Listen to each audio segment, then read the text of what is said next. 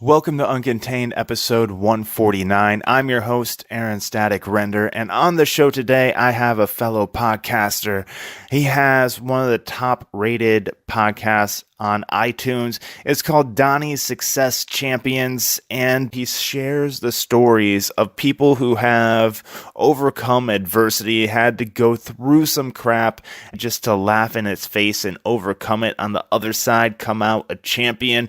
And Donnie is a former U.S. Marine and also a coach, a sales coach, and so much more. But he helps you find your passion and bring out your inner badass. So there's gonna be some quotable moments in this show, just to give you a fair warning. If you want to write them down for your own motivation, please feel free, or just go back, re-listen to the episode, then check out Donnie's podcast, Donnie's Success Champions. And I'm not going to keep you waiting any longer. I'm just going to jump into this conversation. It was a blast talking to Donnie, and I am sure you will enjoy this episode as well. This is how Donnie Boivin lives uncontained.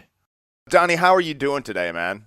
Man, brother, I am awesome, dude. Let me tell you, I'm actually really stoked to come on your show. I love the hell what you're doing here, man. And yeah, I love the entire title. And dude, your monkey image is just killer, man. Well done. Well done. Thank you. I actually had a friend of mine from back home in Iowa. She's a tattoo artist. She drew it. And then when I moved out, I've been out here in California for a while. I met a friend that's an illustrator, and he colored it in to really make it pop. So that's kind of a collaboration of like friends, networking, and all that good stuff. Dude, you know, that's awesome. And when you get really big and famous, you don't have to pay royalties. So that's really awesome. Yeah, definitely. I think the royalty that I'll have to pay is go to the tattoo artist and get it put on me. Right. That's going to be the requirement from your future guest is, all right, if you came on the show, you got to get a new monkey tattoo. So yeah, and you have to go to Cedar Rapids, Iowa to do it. Nice. I like it. Yes. So let's get started talking just a little bit about you. Before we started rolling, we talked just briefly, and well, anybody who listens to your show knows you are a former Marine. All right, so it's usually a good way to make an intro on me because who knows what the hell will come out of my mouth. So that's usually my precursor. Like when I stand in front of the rooms, I'm like, look, I'm a former United States Marine, so profanity is going to come out of my mouth. So if you're easily offended, earmuffs, all right? Yeah. Never know what to expect when you have a Marine talking in front of you. It could be like really sophisticated and classy, or it could just be like, the whole adage of, curse like a sailor type thing. Right. So there's always a little sense of adventure, which is fitting. Yeah. So I mean, there's a little bit about me is, I went into the Marine Corps right out of high school. One of those things I would love to say it was like that patriotic duty type thing. Yeah. I mean, I didn't know what the hell I wanted to be when I grew up. So getting in a lot of trouble in high school, fights and stupid things like that. I just was completely directionless. And my older brother had gone in the Marine Corps, and it was just I signed up because, like I said, I didn't know what else to do. And I will tell you, I had no clue what the hell I was signing up for. Boy, did I get a culture shock when I went through. I got out of the Marine Corps in 99, and from there jumped into sales. Luckily, I went to work for one of my best friends and his dad in HVAC sales, and grew that business to a substantial business after, year and a half, almost 2 years, I think I worked for them. Okay. I was recruited up to St. Louis to help with a franchise sales team up there. We grew that company from 80 to 100 million in 3 years, got corporate downsized in that process. We were bought out by a mega Fortune 1, and they eliminated our entire group. It was insane. So came back home to Texas and was looking for work, couldn't find anything that I really wanted to do, so I went and bartended. Bartended for a couple years, and realized that I needed to grow up again, wanted to get back in corporate America type thing. So I started talking to my regulars, and I got hired out from behind the bar to go start a new sales division for a commercial printing company. grew that one to millions of dollars, and then the '07, '08, '09 years popped in. Oh, those fun times. Oh yeah, oh, yeah. And we went from a $40 million company to a $9 million company in about a year and a half, and Ouch. we survived the downturn, but not well. And right about the time I found out the company was being sold, it was going to sell for $3 million, and I wasn't going to continue to try and take that ride on. So I went from there. I went into sales training, and for the last 8 years before I jumped out on my own, I was a national award-winning sales trainer. So I trained mainly in Texas, but a little bit all over the U.S., sales to major corporations, small businesses, and really helping people get out of their way in the sales game. And that was a lot of fun. It was one of the tougher sales I've ever been in, but it was very rewarding, very fulfilling. And then in September of 2017, I did the craziest thing in my life and jumped out on my own. I decided I was tired of making other people wealthy and thought I could be a business owner. Jumped out on my own, started my own business, and man, I've been doing this ride for, I don't know, year and 3 months now. Okay. Just figuring things out. So what business came first? Was it the podcasting that came first, or was it the content management company that came first? Well, interestingly enough, those are my two main businesses now. But coaching and speaking came first, and I still coach and speak. But I really, out the gate, thought I was going to be the next Tony Robbins. That was going to be my thing, because in my local area, I had a pretty good brand going. I had a pretty good story, and I was a good sales guy. And I really thought that was going to be enough to be a business owner. And let me tell you, it wasn't. So for about 6 months, I really at about the 6-month mark running my business, I was having conversations with my wife about shutting it all down and going back and getting another sales job. Because what I didn't know is I spent that entire 20 years of my corporate life as an employee, and I had an employee mindset. And I was trying to do everything you did as an employee to run a business, and it was just failing horribly. And it's all my fault. I just didn't know any better. And literally, I was on the verge of throwing in the towel, and I had one last speaking engagement left, and I stood on stage to give that speech, and a guy out of the stands came up to me and said, "Man, I love your message. I love what you're talking about. I love everything you do. I'd love to interview you on my podcast." And I said, "What's a podcast?" This was May of this year, by the way. Oh, really? Yeah. And I said, he walked me through, and it's so funny. He told me that podcasting is basically like old time radio, but it's more about getting a message out there. I'm like, oh, I can do that. That's an interesting description. Yeah. Well, how else do you describe a podcast when nobody has ever heard it before? So I thought it was kind of fun. But so I went on a show, and we had a blast, laughed, had a great time. But after the show was over, one of his fans, I guess at that point, people that listened to the show, reached out to me through my website and became a client. And I went, wait, I can go on podcast and find clients? I'm in. So for the next 30 days, I was on like 67 podcasts. Wow. Man, if I found out you had a podcast, I was coming at you. I was deploying every sales tactic and strategy I knew and was going after it. And I happened to get on one podcast, and I'll never say the name of the show, but I love telling the story. Before I went on the show, man, the guy sent me 20 questions, and I thought, oh, that's cool. Nobody's ever done that for me before, and preempted me with all these list of questions. So we get on the show, and he goes, question 1. And so I answer, right? Question 1, Then he goes, question 2, and I answer.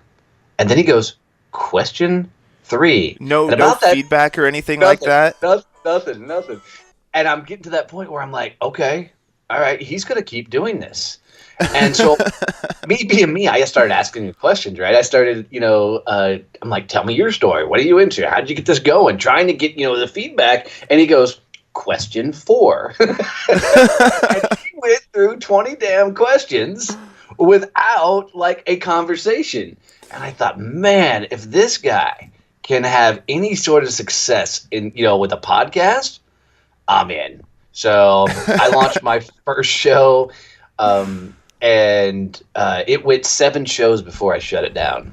And the reason I shut it down was I immediately out the gate was taking the same path I did when I started my business, and I was in this employee mindset, and so I had no vision, I had no trajectory, I had no idea of what the show was going to be about. And I did the right things. I hired a coach. I hired somebody to help me with the audio, the engineer, and all that stuff, and they did an amazing job. But I couldn't tell them where to take the show and what to do. And so I shut that show down, brought it back in-house, and I launched it myself. Okay, real quick. You've mentioned that twice now that you went in with the employee mindset. So question number 5. What changed in your mindset from the employee mindset to get to having a successful podcast? Or what are some of the traits you had to change? Yeah, the biggest one is how I was acting on a daily basis. I was very much, well, now I run my own business, so I'm an 8 to 5er, man. There's no reason to work any other hours. So I was working nominal hours is one. But 2, I was task oriented versus vision oriented. Okay. I was constantly looking to do things, not necessarily create things and put things on, through a process and a trajectory. And so I was like the monkey in your picture, all over the place with no direction. So when I launched my second show, which is the one that's found all the success now, is I started off with the entire vision of, I grew up in the self-help books and, self-help speakers and courses and the biggest common denominator in listening to all those stuff and going to those, shows and everything was I was more inspired by the story of what they overcome or what they overcame than what they were teaching. Okay. So I knew starting the second show that I was going in to hear stories from people all over the world about what they overcame, to use it as a tool to teach others how to overcome and continue to go big and loud in their life. And interestingly enough, it worked. I mean, having a real vision and focus, and then building very specific processes. The number one question I'm getting from people right now is, how did I grow my audience? Yes, that's a big one. Yeah. And I'll walk you through it all. I love it. But and putting the real processes in place to run a podcast like a business. Now, I also had the understanding going into that podcast that I wasn't doing it to make money. I was going to do podcasting to be the tip of my marketing and sales funnel, but I wasn't going to do it to be a revenue source. Now, it is a revenue source for my company, but not in the traditional sense of the way people think about it. So, but that was the biggest shift, was I had to quit creating a job for myself, and I had to start thinking like a CEO, which meant very specifically outsourcing key things that I didn't want to do, like editing the show, outsourcing, some of the scheduling stuff and putting processes in place where I could find people that wanted to come on the show. A lot of people I don't understand struggle with finding guests for the show, and that's the easiest thing in the world for me. And, but it's because I have a very systematic process to pull that off, and I just do everything as I did in sales and apply those same principles of having the right behaviors in place and doing the things, the right things on a consistent basis. And I, apply it to the vision of what I'm trying to create on a regular basis, and it works. Because most people, when they do anything, they shoot from the hip and hope something sticks. Yeah. Man, I don't care how much shit you throw against the wall, it's still shit. And something that I've just been embracing for the last 6 months of my business is, look, dude, if your business sucks, it's because you suck. And that theme has kept me moving forward. And, you know, I'm still learning to be a business owner. I got a hell of a lot to learn, but I'm getting more into what an entrepreneur is supposed to be and moving beyond the business that I've created and being just a business owner. Okay. I think most people that are calling themselves entrepreneurs are really just business owners. That's where I'm at. I have one business really that I run, right? It's Success Champion, and there's some offshoots that come out of that. Real entrepreneurs are your crazy assholes that are starting multiple businesses, are constantly coming up with new ideas, and they're badasses at putting real teams and people together to run those multiple things. Their fun and joy is the start. Their fun and joy isn't necessarily the continuation of. They'll spin it off, they'll sell it, they'll do something, but they're constantly creating that new business, and that's the game changers. Most of us, myself included, are business owners, and we're trying to get to some level that we feel comfortable running whatever we do. Yeah, definitely. So, like, what are some of the switches like in your mind or that you are flipping to try to move from the business owner to, you said, starting to do more of the entrepreneurial stuff? Part of it is investing in other people and then investing in other processes. My company still functions in the thought process that if I'm not here, nothing happens. And that's a business owner. A business owner has to sit in his business 24/7 to make it work, make it functional. I am trying to put in processes and people and things that allows me to step away and go do what I'm really good at. But the way I built my business is I'm the lever that makes everything go. I found out when I, gave a speech, last year in Ireland, and when I left, my company shut down for 2 weeks. And that was a real eye-opening moment for me because I realized that's when I really started realizing I was creating a job for myself and not a business. Interesting. And you're right, and not becoming an entrepreneur. Yeah, that's huge because especially when you have something like, say, a podcast or like when you are the only coach for something, it's like, yeah, you kind of have to be there. I can't really have like just one of my friends do my podcast for me and expect the same results, but I could see that with just being a business owner, there's like not necessarily passive income in there, or Yeah. there's not necessarily, I don't know, somebody who could step up and run your spot for a minute. Is that kind of the main difference? Or Yeah, I mean, it's that and it's more. I mean, so think about it. If you're just a coach, right, and that's your only business, or just a podcaster, you can literally be the guy that goes and finds all the people to be on your show. You can be the guy who does the actual interviews. You can be the guy who does all the editing. You can be the guy that does all the marketing. You can be the guy that does all of the outreach. And that works. It absolutely works. But that's a job, right? Mm-hmm. And if you're not there, then you have to go do a ton of pre-gaming, meaning a ton of additional interviews and everything else. And that's what I did before I went to Ireland, is I recorded about 20 more episodes than I traditionally would because I run a daily show.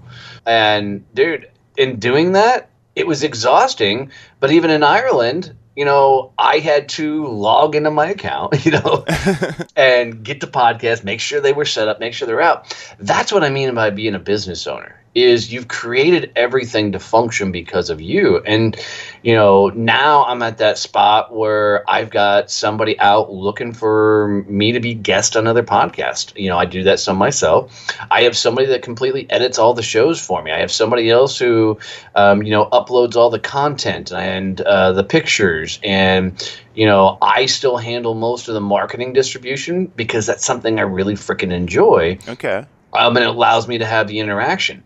In the same token, I've got, the content company that I'm running where we create a ton of social content for people. And we got some cool ways that we do that. And I'm the face of that. but I don't do anything other than the initial outreach for that, and then it gets turned over to the team. They are doing all of the, content creating and producing and everything else, which allows me to go out and do what I'm good at, and which is flap my gums, look pretty, and drink a lot of rum. There you go, man. There you go. So sounds like a good job right there. I enjoy it. So let's talk about your content company here Sure. real quick. I was like doing a little looking online, see what you do. It seems like it involves like interview, a like video shoot of some content, or what. Could you give a little bit more polished description of it than my rambling? Yeah, that's actually pretty good, man. What as a business owner, what happens quite often is you're always thinking about the business, right? You're always wondering, what's my next move? How do I get revenue coming in? What invoices do I have? All that kind of stuff. And so you don't necessarily sleep very well. That's why I'm back revisiting the book, The E-Myth, to help me change that mindset again. But one night, 3 o'clock in the morning, I sprang out of bed and went, son of a bitch, that's the answer. And what I realized is I record all my podcasts via Zoom. I absolutely love Zoom. I'm going to bust your chops about Skype all day long. Oh, no, I actually really don't like Skype. So I'm always looking for an alternative. I've been trying to, not to derail you from your point, but Skype typically always cuts out at me. I'm actually sitting right next to our router here, our Wi-Fi router, so I actually have a good signal today. But that's why I'm like, I want to try to do like Skype, live Skype interviews and stuff like that. Yeah, dude, I'm telling you, switch to Zoom. It'll be an absolute game changer for your company, for your podcast, everything else. Audio quality's better, the video production's better. Everything about Zoom, in my opinion, is better. And I've got 156 shows out there that way, so it does really well for my show. But that 3 o'clock where I popped up and was like, that's it, because I record the video side of things. Now, I don't release the video side of things out to the general public. I'll probably get to that point someday and up my YouTube channel some, but I realized that every time I interview somebody, I'm sitting on an hour's worth of content. I mean, that's what we just recorded, an hour's worth of content. So I put together a team of videographers, graphic designers, copywriters, and audio engineers. And what we do now is we offer every guest that comes on the show, that for $997, we'll take that interview and turn it into a ton of social content for them. So we'll pull me out of the videos, zoom in on them, and we'll add their logos, we'll add music, we'll add intros, we'll add outros, and we'll do, 30-second videos, we'll do 5-minute videos with YouTube, put music to it, and it's all them. And what's cool is they're talking to me now. So when the videos are in post-production and they have them, it looks like they're talking directly to the audience because they're talking to me through the camera. So it's a really cool process. And then from there, the copywriters step in and they write 4 blog articles. And then my graphic designers, get together and they produce a bunch of social graphics. People bust my chops for calling them memes, but it's social images with quotes over the top of them that come directly from that interview, right?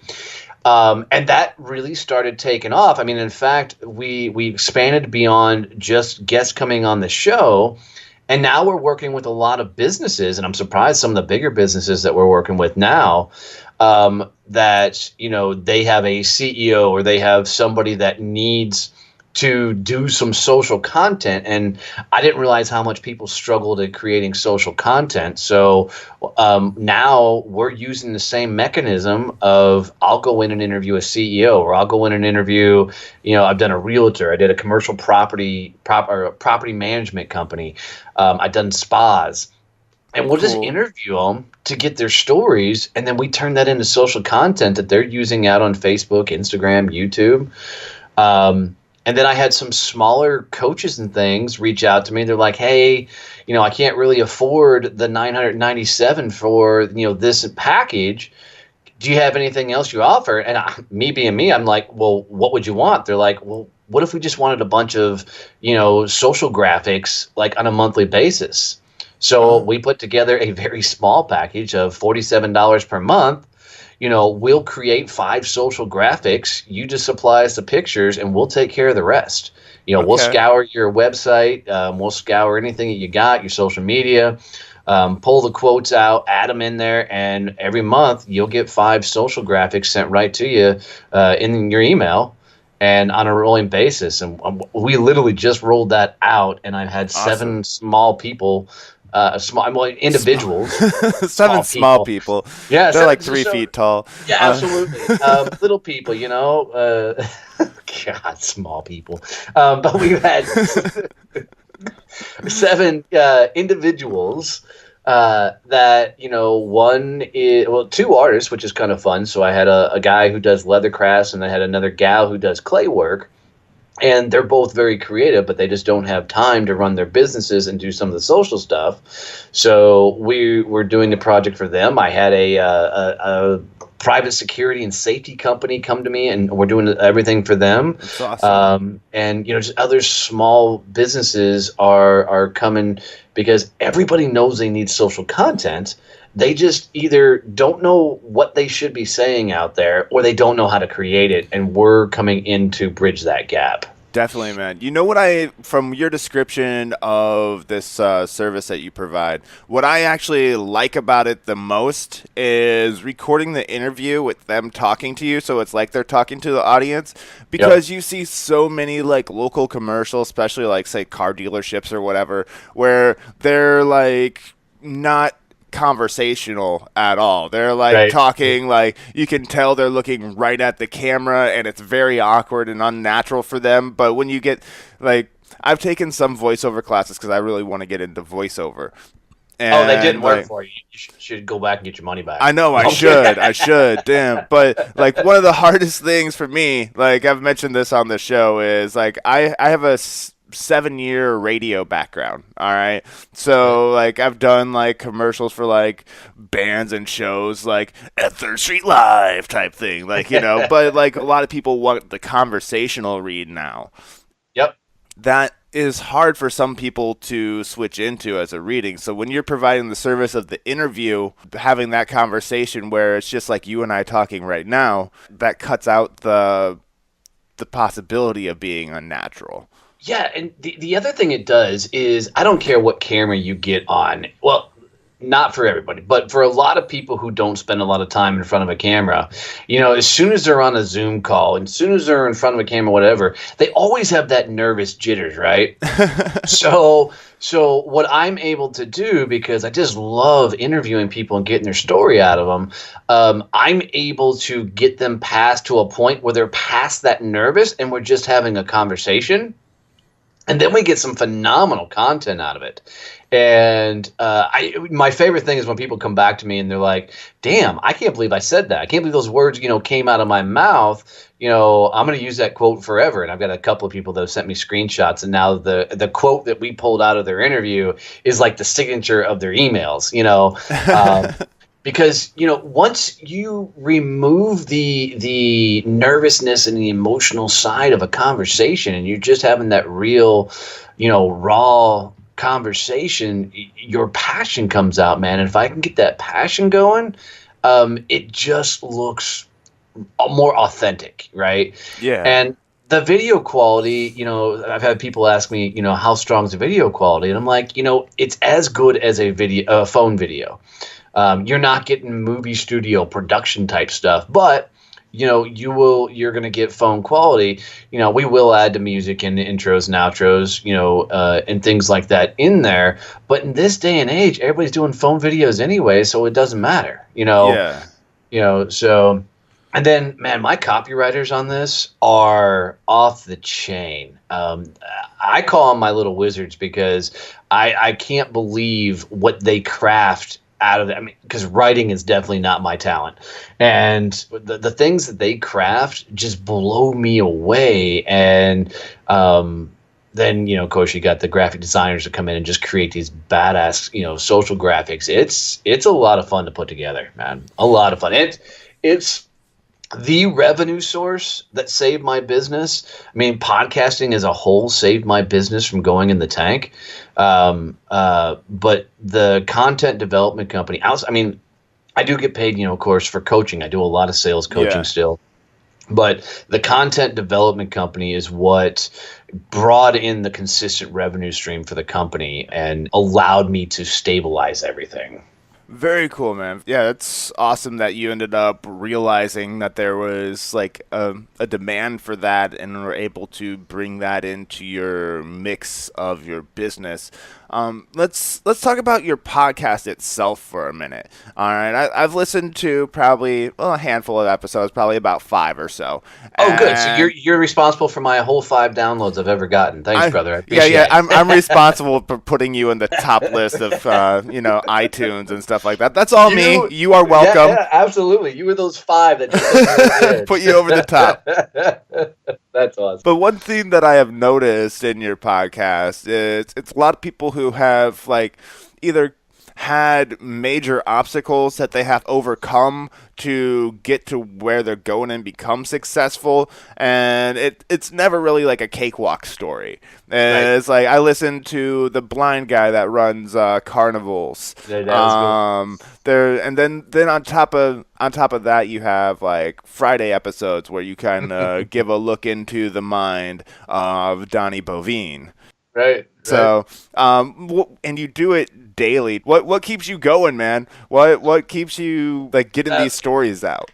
Man, 2 things. One, I love the stories, and I tell everybody that I mean, especially with the direction of the podcast now, is I'm forced to get a little bit more selective with the guests to come on the show because the demands from the listeners keep getting bigger and bigger. But I'm still picking the guests for things I want to hear, so I want to hear the stories. You talk about the blind blogger, and him telling his stories, in his episode, he talked very specifically about his favorite carnival ride, because they were carnies all through Texas. Yes. And his favorite carnival ride was this roller coaster, and it wasn't because he could ride it.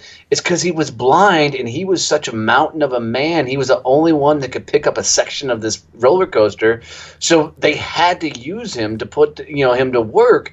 And I just thought back to my times of being in carnivals. I loved going to the games and everything else, but I never really thought about the people working behind the scenes. And here's this guy, one of his favorite memories is, them picking up one side of this massive track all by himself, and them having to guide him where this track and piece needed to go. And I thought, man, how many often have I gone through my life and people have had to guide me where I needed to go through coaches and mentors. And I just get these weird epiphanies when I hear these stories. And so I get charged and energized by listening to the people and what they've overcome. And what's funny is, I don't know, it was about a month back, I was writing, as I often do in my journal, and I wrote down these words and I went back and reread them. I'm like, that's it. I mean, that's the real thing. What I wrote down is success.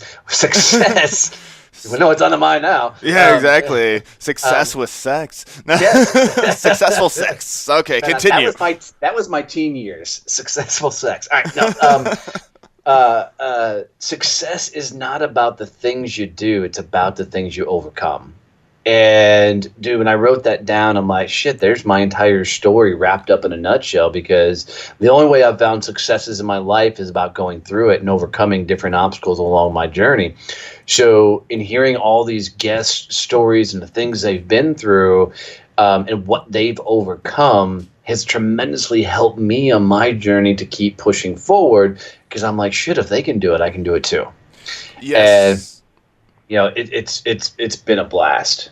That's awesome, man. I'm going to continue listening to your podcast as like time goes on. New episodes come out. I might not be able to hit them all, but that's one thing I get. I've got 156 episodes out there right now, and people are like, I've probably listened to 20, 30, 40 of your shows. I mean, I do know I've got one gal that has hit every episode. Wow, that's an accomplishment. She's got an hour commute to work and of course an hour commute home, and she's hit every episode. And she sends me an email after every show that says, "Man, this is my biggest takeaway from this show." So it's really really cool. That is awesome. But the Friday shows, I knew I wanted to teach. When I started this podcast as well, so I wanted to use my journey and the things I was going through, and document some of the wins, the losses, and teach. So I love telling my story of going through Marine Corps boot camp, the things I went through. I love teaching some of the sales stuff on there. I love teaching lists and processes and things. So I just use it as a chance to give back. And interestingly enough, those Friday episodes is the number one thing that's landed me speaking engagements. People have heard me share my story and the things I've been through, and have reached out and asked me to come speak at different events. It's fun. It's a lot of fun, actually.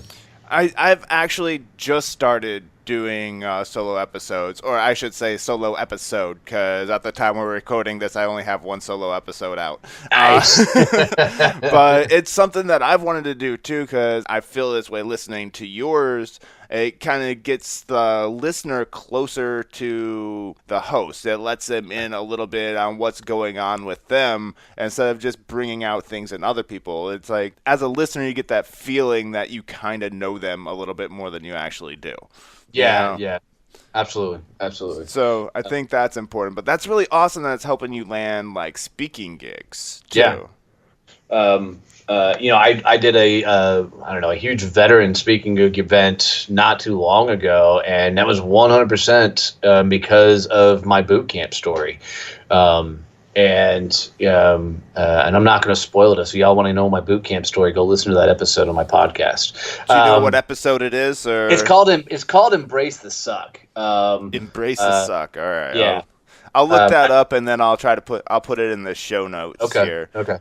But it's those type of things. There's a lot of people out there, guys like Gary Vee and everybody else, that are telling everybody, you've got to share your story, or you got to document. And there's some real truth to that. And then that's my way of doing that on this ride is, Fridays. And I have a private Facebook group where a lot of my listeners hang out, and it's the same name as the show, but a lot of my Friday shows come out of the conversations we're having in that Friday group, which is really, really, really cool. Okay, that was actually going to be a question that I asked you. Like, if you're doing a show every Friday by yourself, I was like, wondering, where do you get the content from? Yeah. What type of information do you pull out of that group? Show? Yeah, so it's really interesting. Is I've got a pretty eclectic following in there of people that have come from several different portions of my story of life and different sales careers and different places, and there are people from all over the world. Even some of the guests on the show hang out in the group, and we talk about everything from sales to business to motivation to life. I mean, people have shared the tragic things that they've went through. I've shared some of the tragic things that happened to our family, and so it's a little bit a culmination of everything, and it's become very family-esque and very welcoming and warm. And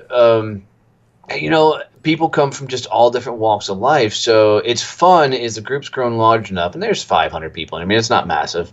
Okay. But that they're posting their own content. And, a lot of what I do is go in and try and add value to what they're putting out there. But in addition to that, I'm looking at what people are asking, and I'm looking at what people, are saying. And, a couple of weeks back, somebody put out a post that said, inspire me. And, people put out a ton of memes and, videos and all this stuff. And then that Friday, I did an entire podcast. I think it was called 10 Ways to Inspire Yourself. And, another one, somebody came in and said they were having, trouble with social selling and, generating business through social sales. So I did an entire episode on, how to do social selling. I've done entire episodes on traditional sales. I did of course, kind of my origin story, once upon a time. And, it's just cool feedback, and it's the best way I've found that, these are people who champion the show. And I call the listeners that listen to my show champions. Welcome to the family. Thank you. And, as they continue to come in and the group continues to grow, the family just gets bigger. And it's very fun, and every Friday in there after I'm done. So I record 6 episodes of the podcast every Friday. I start at 9:00 and I go to 3:00 in the afternoon, Texas time. And at 3:30 every Friday, I then turn around and go Facebook Live in that group. And, I get 20 to 30 people in there and we talk about, what happened this week. I'll talk about some of the guests and, they're really excited because some of the really big names that are fixing to come up on the show with Eric Thomas, Ed Milet's coming on, Brad Lee, Brad Burton, and Chad Henning's episodes fixing to launch. So they're really, kind of geeking out over some of the stuff with me and some of the bigger names and stuff. But, man, we talk about everything. And I really enjoy the questions and people reaching out to me and asking advice. And it's those type of things that I recall and remember. And that's what becomes the show. Like next week's Friday episode is going to be all about sales because there was people, the biggest question they were asking me is, how do you get to an influencer? And, to get them to represent your product. So I'm going to do an entire episode talking very specifically about how do you get your products in front of influencers. Well, I will have to listen to that one when it comes out. And you mentioned Chad Henning. Is that the former football player? Yep, former fighter pilot, Dallas Cowboy, right? Yeah, no, it was cool about his episode, and I'm excited to come out, is I didn't know that much about his military career. So Really? We talk a lot about his military career before he went and joined the Cowboys. And, and then, of course, I grew up in that era when he played, with Emmitt Smith and Troy Aikman and all those guys. Yeah. So, I get a little fun talking to him about, hanging out with all those guys. And, and he even, talks a little bit about, that first time you walk out there with all these guys and you realize you're standing on the field with greatness, to that point where you realize, it's you standing on the field. They're also standing with greatness. It was just a really cool moment. That is awesome, man. Yeah. So with all this good advice that you've given and you give on your show, what would be some advice that you would give a listener that is either looking to start up a podcast or start their own business? Well, let's go with podcasting because I love podcasting so much that I actually created a free group. It's called So You Want a Podcast. So if they go to Facebook and they type in put a comma in, you want a podcast, this group will show up. There's about 120 members in it, and I am for free teaching how to get into podcasting, every step, everything that I do. Okay. And from how to get guests, how to become a guest on a show, what equipment to use, you name it, we talk about it. I do some lives in there and go through everything. I've brought in guest experts that, I'm not, the equipment stuff is not my strength. I have things that I like, but I've got some other people that really geek out on that are ever coming in there and talking. But, I think in this day and age, so I just got done reading a report that in 2018, 200,000 podcasts launched. Okay? Right now in the marketplace, there's just over 600,000 podcasts. Wow. To put that in perspective, it was 4 million books launched this year. Podcasting is still on the grow. It's not even halfway up the bell curve yet. I still run into people that have never heard of podcasting, which blows me away. So you were that person up until a year and a half ago, right? Yeah, 6 months ago, 7 months ago. 7 months ago. Okay. Yeah. So what I tell everybody is you should start a podcast. And here's what I love telling people is we'll use somebody I love to pick on all the time, and we'll say financial advisors, because people just get annoyed that there's 500 million financial advisors around. I tell financial advisors all the day long, go start a podcast, and here's why. Don't start a podcast that's about money or finance or anything else. Go start a podcast about something you completely geek out about. And let's say it's fly fishing, okay? You'd have a financial advisor. He starts a podcast about fly fishing. Now, he goes through his local area where he can operate and help people with their finances, and finds everybody who's geeks out on fly fishing as well.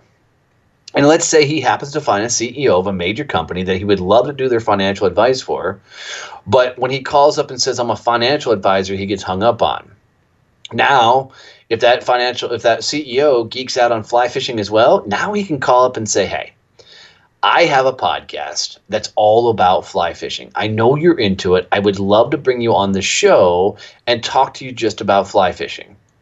And 9 times out of 10, that CEO will take him up on it, because they need a couple things. They need exposure, right? Which podcasting is great exposure. And it's in a non-threatening atmosphere. So what happens is now that financial advisor gets an intimate hour with that CEO. So the next time that financial advisor reaches out to the CEO, odds are he's going to take that call and say, okay, let's go have coffee. Yeah, or come in and definitely. right? Because now you've already formed a bond and relationship. So literally in this day and age, you can start a podcast for 100% $0. I don't recommend it, but you can. You can go get Anchor and record from your show, and within 2 minutes have a podcast out there that's on iTunes. I think it'll take a couple of days to get actually on iTunes, but you can do that. But you're better off, going and hosting it on Libsyn and getting all the stuff. And I walk through it all in that group. And I do have a course that is being built right now that's teaching people everything like this, because some of the people want to move faster than I'm teaching it in the group. But and I tell everybody in the group, I have a team of editors. I have a team of marketers and whatnot that will help you produce your show if you want to go that route. But if you just apply everything that I'm teaching in that group, you won't need my team. You can do it all yourself and outsource, to your own people. Yeah. And it's fun. So I've got other successful podcasters in there talking. I've got, a lot of people that are getting ready to launch their shows in there, and, it's fun. I put out a post a day that is 11 different ways to grow your audience. And it just talks step by step everything I do. And after I posted it, I remembered 3 more. So I got to go back and edit that post to add a couple more in there of ways to grow your show. And it's for me, I want more people that I can geek out with, because when you talk to another podcaster, as you're going to talk for the next hour about what you use and how you use it, and what the show's about, who's your favorite guest, and I just want to keep getting more and more of those people together so we can all just kind of geek out together. It's a blast, man. Definitely, and that's So You Want a Podcast, right? Yep. That's a free group on Facebook. Yep. Awesome, man. Awesome. So, in addition to, I might have to join that, because I do want I do want a podcast. Brother. I do want a podcast, apparently. So, are you sure? I'm not sure. I think so. I think I have. At this point, when this is released, it'll probably be about 150 episodes out. So nice. I've done it a little bit. And that's once a week.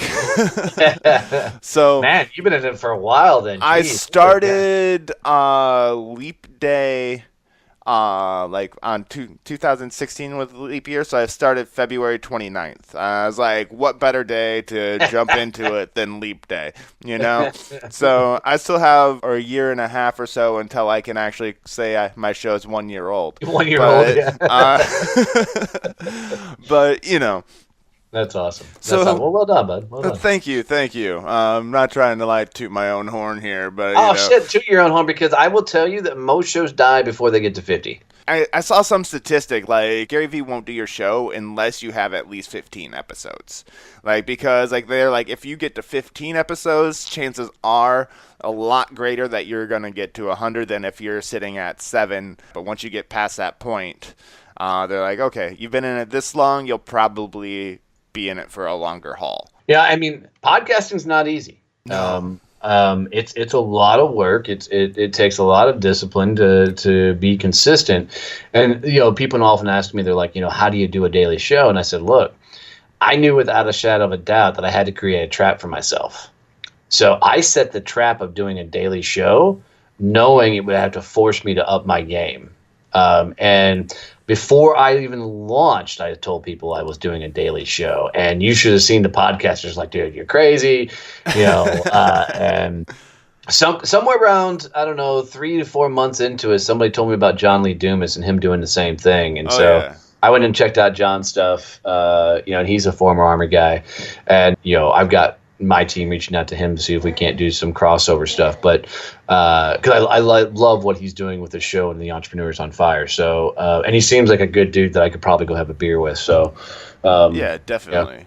yeah. And that's what I love about most podcasters is you're catching people with their hair down, right? They're not in their stage presence of all proper and everything else. I mean, right now I'm wearing a freaking flannel, hair's all jacked up, and because we're recording this on a Saturday. I brought a shirt in case you said it was going to be video, so I could go get my hair all fixed up. When you said it wasn't going to be video, I'm like, shit, I'm just going as me.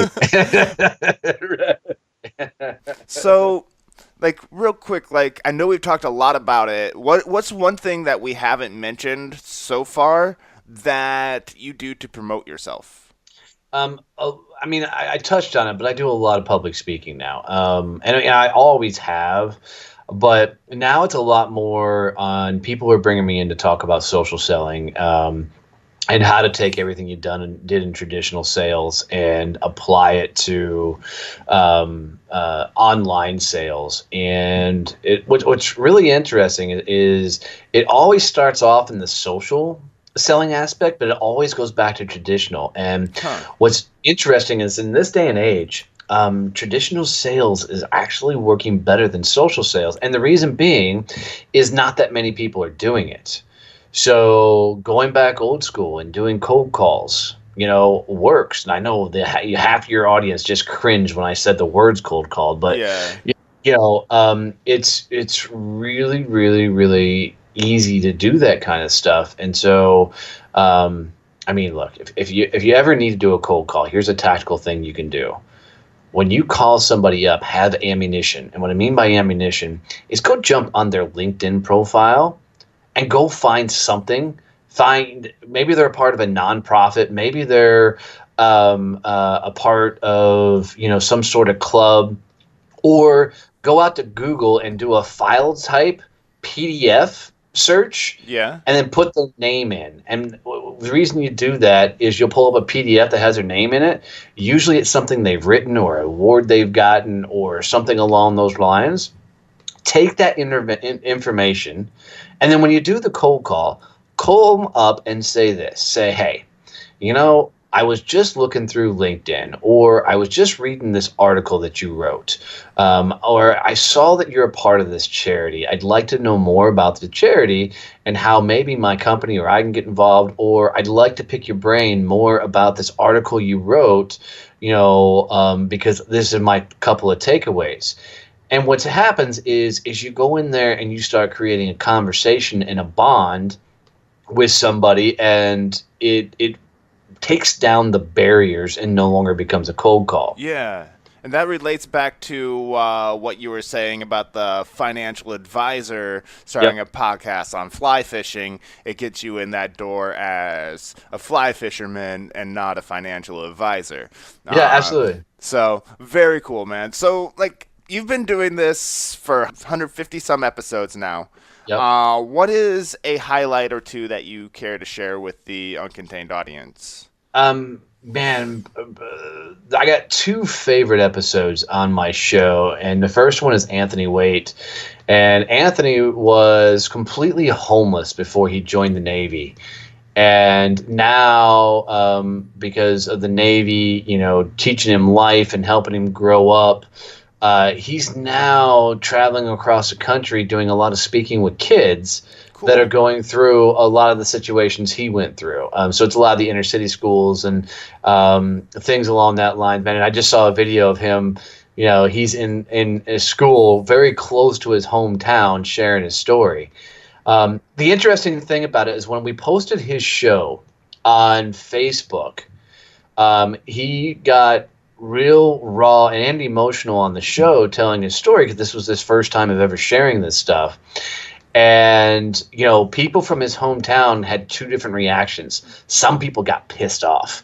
Really? They're like, our town is not that way. It's not that bad. Then the other side came to it, said the town's 100% that way. That's exactly, the area we grew up in. So it was. Is it a small town?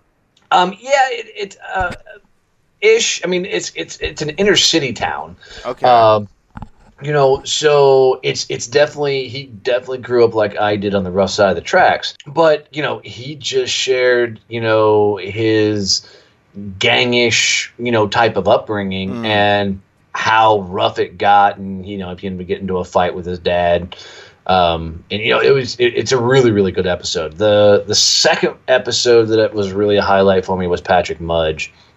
And Patrick, that dude is a special forces operator. I mean, this guy is a badass, and he's tangoed and been around some of the best, the most elite military forces in the world.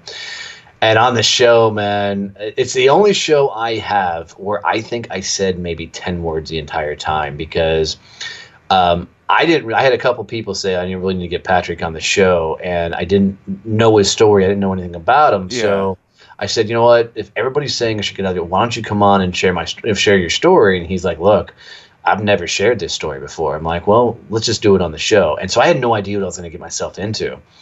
And shit, he started off, and when he went, there was no point that I needed to interrupt because he was in a flow. And he talked about he had the pistol in his hand and was getting ready to pull the trigger, and his phone rang, and it was his old commander calling to just do a buddy check and check on him. And wow. brought him down to Texas, and that one phone call literally saved his life. And man, the things he's done now with his life have just been awesome and impressive. And the stages he's been on sharing that same story, it's been really, really, really cool. And Patrick and I have become really, really good friends. We're doing some business things together and whatnot. But it was really, really inspiring. I got one more. Shit. Okay. One more. Let's do it. Yep. So Ephraim Matos. So Ephraim is a former Navy SEAL. And I do get a lot of veterans on the show, but the show's not all veterans. I just want to clarify that. But Ephraim's a former Navy SEAL, and he volunteered to go back with no pay to help rescue the kids that are being, slaughtered by ISIS. And there's a video on YouTube that you can go find of him rescuing a kid on a mission and gets shot in the leg.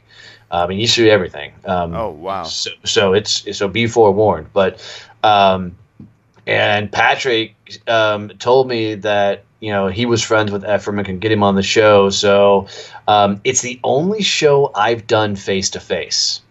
I've done all my interviews, through Zoom. So Ephraim was in town. He was just on the news for, I forget the major outlet he was on, but I drove out to the airport in Dallas to meet him, met him in his hotel room, and we recorded the whole episode. But man, his story of how he grew up, he basically grew up in a cult and very religious sect. And how he was basically ostracized, and his entire family was ostracized, from that religious sect because he wanted to be a Navy SEAL.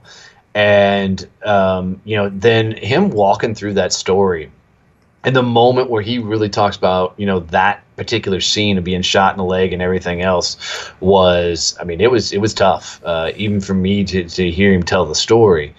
And the awesome thing about that is he's now that book's becoming a movie, and Clint Eastwood's going to be directing it. Wow. The guy who did American Snipers, the one producing the whole thing, or however that works, producer, director, I always did those backwards. But and I literally just sent Ephraim a text this morning just to check on him and see how he's doing. And he's like, well, I'm on maneuvers overseas till March, so we'll have to touch base when I get back in America. So he's still actively going over as an operator.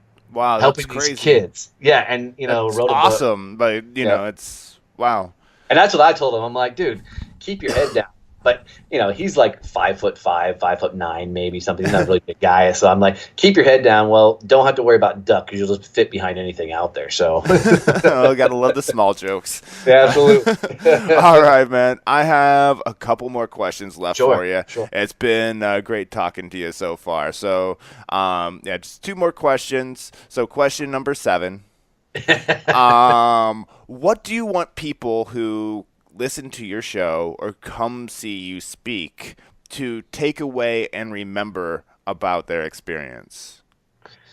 Yeah, the biggest thing, without a doubt, is I want them to understand that they have to go through it. I grew up with a mindset I didn't understand till later in my life that, I always wanted shortcuts. So if I played video games, I wanted the cheat codes. If I, did school, I always would go get the cliff notes. If I did sales, I always tried to find the other way to not do it the hard way, Yeah. And so I did everything the shortcut way. And what I realized later in life is I was depriving myself from learning experiences.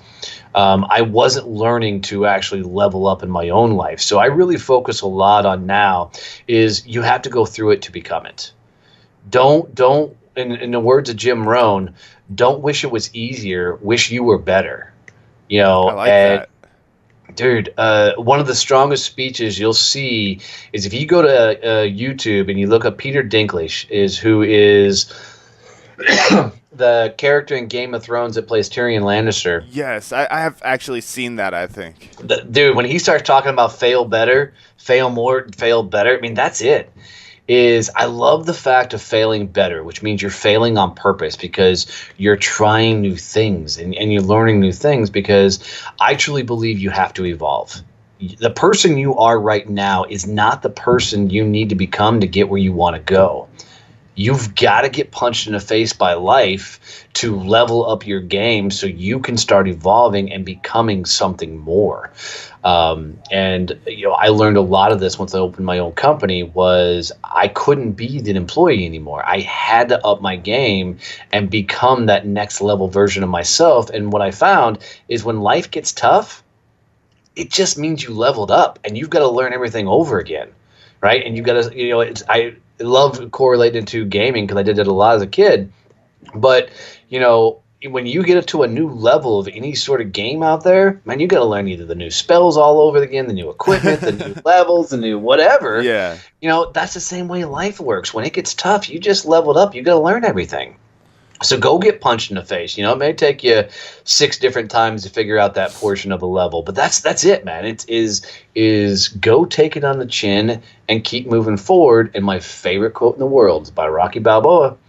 Not about how hard you can hit. It's about how hard you can take a hit and keep moving forward. I thought it was going to be like, Adrian! Sylvester Stallone is actually one of my worst impersonations, but it's one of the most fun to do poorly. Well, you can do it poorly and still sound like himself. But yeah, so I don't know. I don't claim to do a good Rocky, but I claim I have fun doing it. So that's all that matters. That's the damn thing right there. So I have one final question for you. But first, before we get to that question, it's been great having you on the show. I really appreciate you taking time out of your Saturday morning to sit down and talk with me here on Uncontained. So before we get to that final question, where can people find you online? What is your corner of the internet? Oh, I was glad you said online because I was going to be like the post office, wall with the pictures. I'm kidding. Yeah, like don't trust this guy. Right. Mail fraud. Exactly. So I have 3 major websites that people can go to find more information out about me. DonnieBoivin.com is the first one. That's where I talk a lot about my coaching and speaking and things along those lines. The podcast, you can go to SuccessChampPodcast.com, and that'll be all the podcasts that have been out there. And then for the content development stuff, you can go to successchamps.us for the content development stuff. And we split them off so we could get more focus and get people to the right area. And so I didn't have this website with 500 different things on it. So, Is the podcast one Success Champs plural podcast yes, with an Success Champs S? plural. All Yep, right.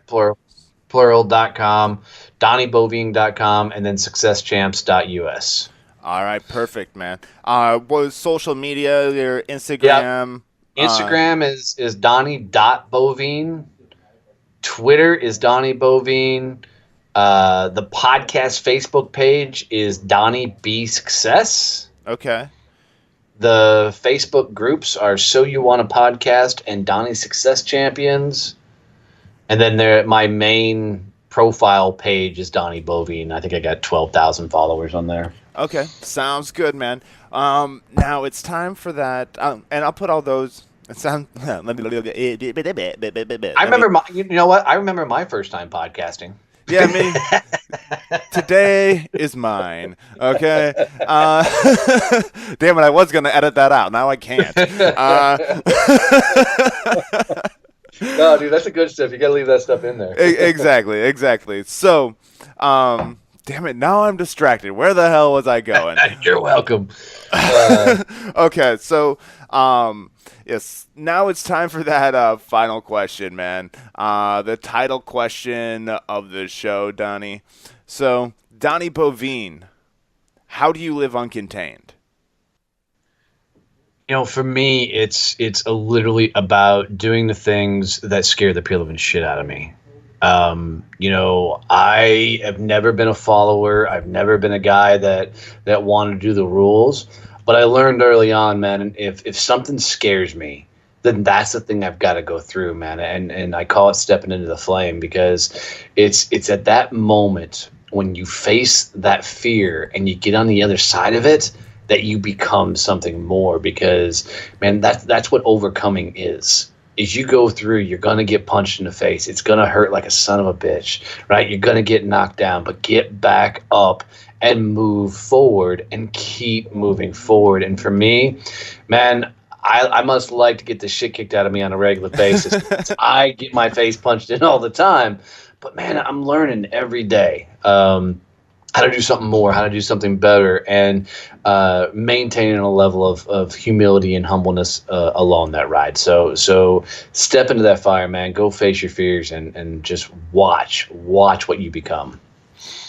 All right, perfect, man. Thank you once again for joining me. I have one final thing for you to do. I thought that was a final thing. That was a final question. That was question number 9.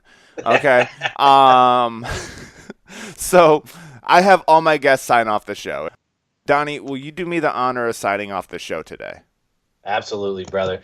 Man, I will tell you guys, this has been a lot of fun. It's an amazing show. Thank you for allowing me to sit along with my journey. I hope life punches the shit out of you and you keep moving forward. Unleash your inner badass. Go big and loud. And I'm Donnie Boivin, and I live uncontained.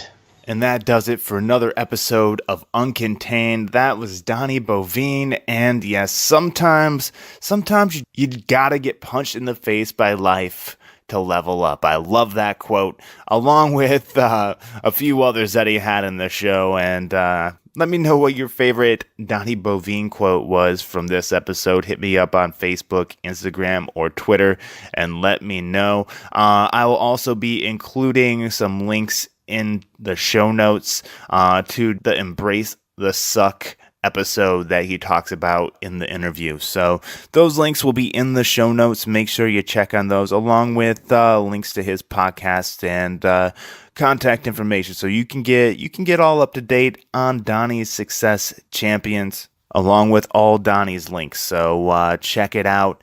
Thanks again for listening, and until next time, people. And if you enjoyed the show, please take the time to rate it on iTunes, share it with a friend, tag a friend on social media that you think should hear this episode. Need that swift kick in the ass by a former Marine. So until next time, live uncontained.